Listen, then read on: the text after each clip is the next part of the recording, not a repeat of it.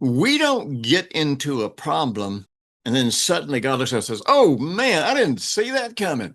No, because God dwells in eternity. That's why the name Jehovah Jireh says that he sees and provides. Now he sees before it happens. He sees before we know it's going to happen. He sees before that situation gets bad, and he already has the provision there ready for us to get delivered from that thing if we don't panic. When we panic and lose our minds and get into fear and suddenly start trying to beg God to do something that he's already done for us, and really we go into fear driving us, and we're trying to convince ourselves that it's faith, and it's not faith. We're not really trusting God. We're just afraid that we're not going to get delivered.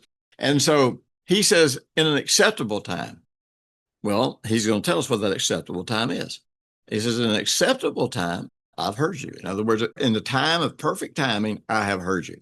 And in the day of salvation, I've helped you. So now remember, when you read the word salvation, you're always thinking getting born again. No, the word saved is a Greek word. It means to be saved, healed, delivered, blessed, prosper, protected, made whole, set apart. In other words, the word salvation, which comes from the Greek word sozo, includes everything that is given to us through the inheritance that Jesus received.